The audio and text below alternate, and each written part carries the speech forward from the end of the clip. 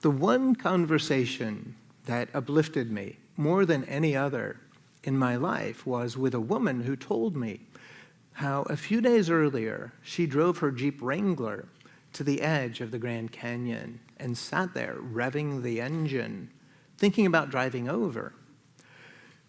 Even though I had severe social anxiety, in that conversation, I was totally at ease.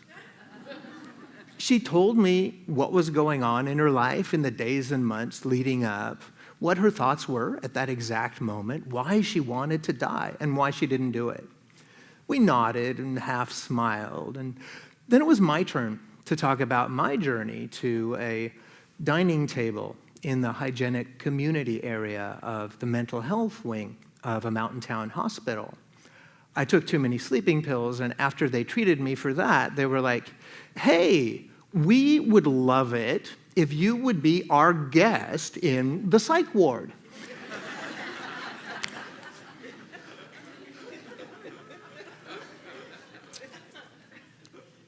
We joked that her suicide would have made a way better postcard. We talked shop. She allowed me to be deeply depressed and have a genuine connection to another person simultaneously. For the first time, I identified as somebody living with depression, and I felt good about it. Like I wasn't a bad person for it. Now imagine one of the people at that table was a member of your family or a close friend. Would you be comfortable talking to them? What if instead of the hospital, they were at your kitchen table and told you they were really depressed? The World Health Organization says that depression is the leading cause of ill health and disability worldwide, affecting 350 million people. The National Institute of Mental Health reports 7% of Americans experiencing depression in a year. So depression is super common, yet, in my experience, most folks don't want to talk to depressed people unless we pretend to be happy. A cheerful facade is appropriate for casual interactions. A depressed person can ask for extra syrup in their pumpkin spice latte without explaining that they need it because they're trapped in the infinite darkness of their soul and they've lost all hope of escape. Again. Depression doesn't diminish a person's desire to connect with other people, just their ability. So in spite of what you might think, talking to friends and family living with depression can be really easy and maybe even fun. Not like Facebook selfie with Lady Gaga at an underground party fun. I'm talking about the kind of fun where people enjoy each other's company effortlessly. Nobody feels awkward, and no one accuses the sad person of ruining the holidays. Why does this chasm even exist, right? On the one side, you have people living with depression who may act in off-putting or confusing ways because they're fighting a war in their head that nobody else can see. On the other side, the vast majority of people look across the chasm and shake their heads like, why you gotta be so depressed? You may recognize a divide like this in your life. Do you want to build a bridge across it?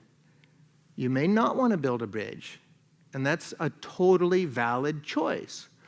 Or maybe you'd like to build a stronger connection, but you have a lot of questions and concerns. You're what I might call bridge curious. Here are some possible reasons why some of you may avoid depressed people. You might be afraid that if you talk to somebody while they're depressed, you're suddenly responsible for their well-being.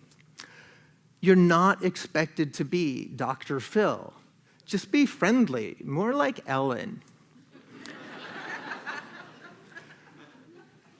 You may worry that you won't know what to say, and every attempt at conversation will be awkward. And the only time you'll feel comfortable is when you both just give up on talking and stare at your phones. Words are not the most important thing to focus on. You might fear seeing your shadow. Hey, if you have been successfully outrunning your personal emotional demons, that's awesome. May the wind be at your back. You can be the least woo-woo person in the world and still connect with depressed people. Maybe you've heard that depression is contagious and you're afraid of catching it. Bring some hand sanitizer. You're much more likely to catch the joy of human bonding. Maybe you're afraid that, or maybe you see depressed people differently. You think of them as flawed or defective. Multiple university studies have shown that A students are more likely to have bipolar condition. Our brains aren't broken or damaged. They just work differently. I spent a lot of years thinking, happy people just don't get it. I did eventually stop discriminating against happy people. I began battling depression when I was 8, and decades later, to my surprise, I started winning. I shifted from being miserable much of the time to enjoying life. I live pretty well with my bipolar condition, and I've overcome some other mental health conditions like overeating, addiction, and social anxiety. So I live on both sides of this chasm. And I'm offering some guidance based on my experience to help you build a bridge across it if you want to. Okay, it's not hard science, but I worked with a lot of people I know who've lived with depression to refine these suggestions. Okay, first up, some things you might want to avoid, some don'ts. One of the most off-putting things you can say is, just get over it.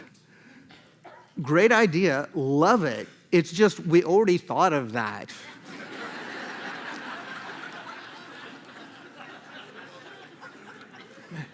The absence of the ability to just get over it is depression.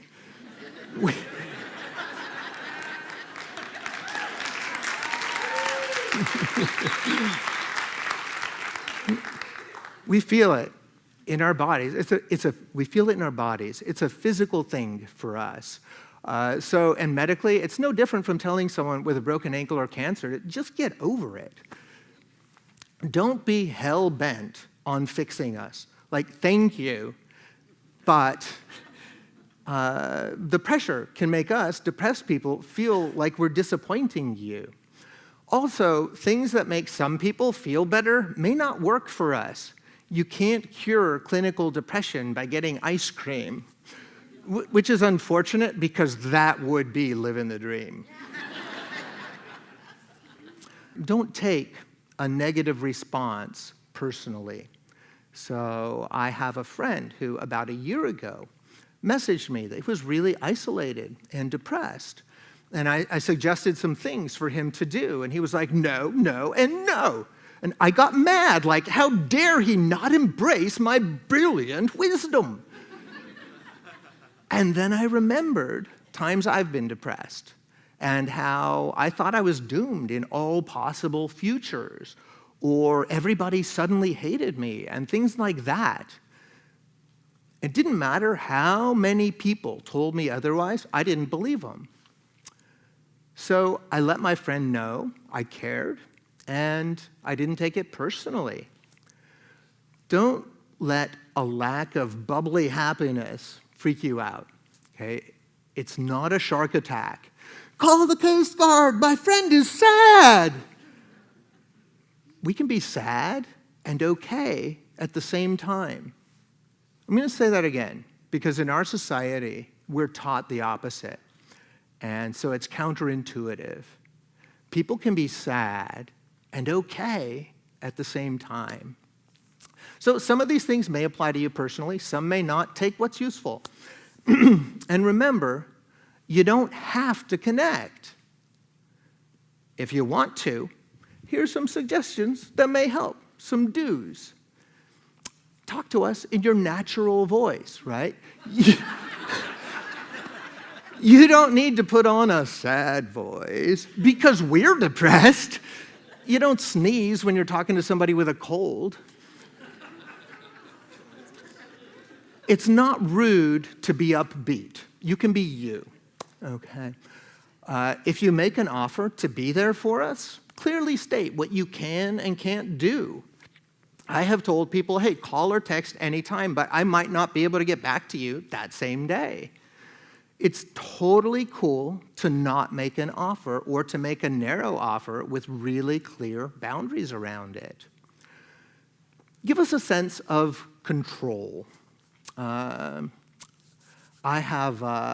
our consent. I have a friend who, a while back, when I was having a depressive episode, reached out and said, hey, I want to check in with you. Can I call you every day, maybe text you every day and call later in the week? What works for you?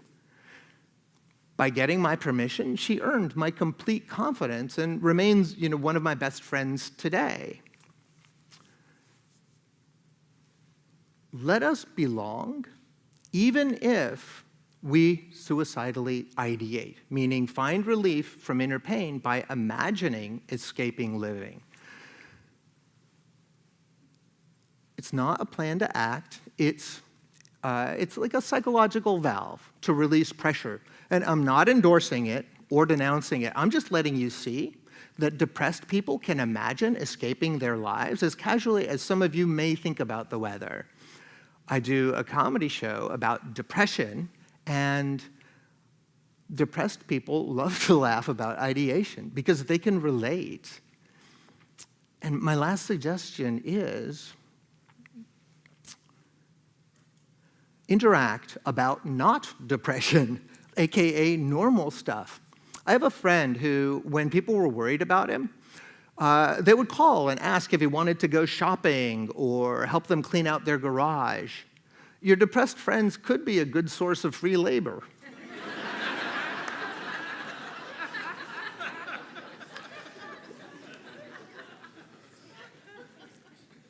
What I'm really getting at is invite them to contribute to your life in some way, even if it's as small as asking you to go see a movie that you wanted to see in the theater. So that's a lot of do's and don'ts and maybes, and not by any means a definitive list.